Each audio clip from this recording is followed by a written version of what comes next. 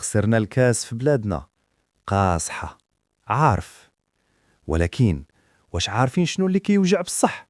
هو فاش كنا كنحاربوا ويدينا مربوطة بالوهم، وهم الانتماء لحاجة ما كتشبه لينا في والو. واش فهمنا الدرس ولا مازال؟ خسرنا الكاس هامية، ولكن ربحنا الحقيقة. الأقنعة طاحت وكل واحد بان على وجهه الحقيقي. اليوم خصنا نكونوا صرحة وقاسيين بعريوسنا. شوفوا مزيان في المراية، حنا مغاربة وهاد الشي كافينا. من دابا للفوق اللي كيربطنا بهاد القارة هو الخريطة، التراب والجغرافيا وبس.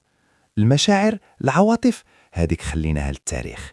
الدموع نشفات والنية مشات مع ماليها. من اليوم الحساب تبدل.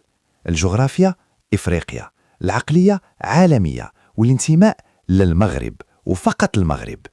بلا ما نكذبوا على راسنا، حنا بوحدنا في المعركة، ولينا عارفين الصديق من العدو.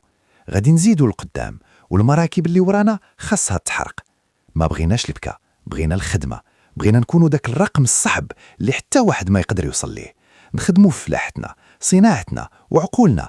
نطلعوا بلادنا المستوى يخلي الحاقد يتفرقع بلا ما نطقوا معاه بكلمة. المستقبل قدامنا والماضي خليناه ورا ظهرنا. ديما مغرب، والعزاء العزاء اللي كان كيسحاب ليه غادي نتهداو. الوجهة هي المستقبل، والشعار ديما المغرب وفقط المغرب. يلا نوضوا تخدموا بلادكم، راه ما يحك جلدك غير تفرك. ديما مغرب ولا عزاء للحاقدين.